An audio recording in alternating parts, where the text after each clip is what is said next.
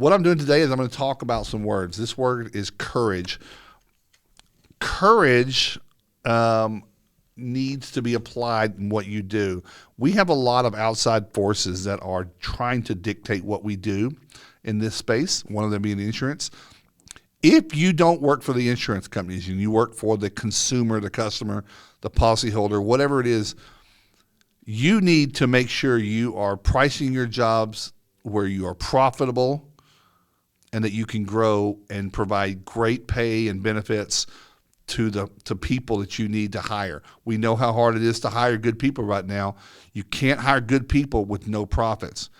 Price your jobs your way. Put up with no negotiations with the insurance company.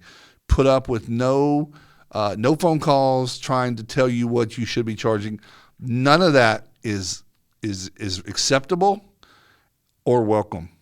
You've got to have the courage to stand up for that. What that means is you're going to hold your customers accountable for the contract, not work authorization, the contract that they're going to sign with you as a promissory note to pay your invoice. That's a bigger conversation. I teach people all the time how to contract mitigation or services to ensure you're getting paid. Have courage to know what you should be charging and charge for that.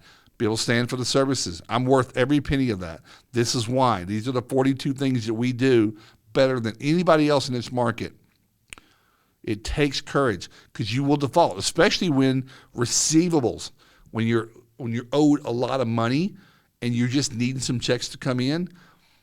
Don't you think the insurance company knows that's when you're at your weakest? Don't you think that's why they wait and then they start asking you if you'll settle for less, either on rates or line items? And you might say, I just need to check. I've got to run my business.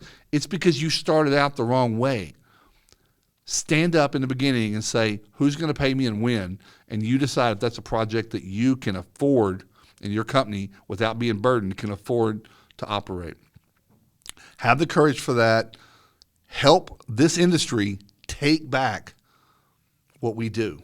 Right now, the insurance side, the carrier, large entities, corporate America is dictating how you run your business. And you know I'm right. Let's stop it.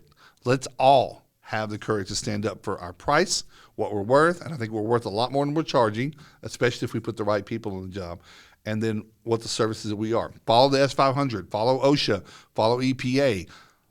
I'm not making things up. I'm just doing what we should be doing for this job.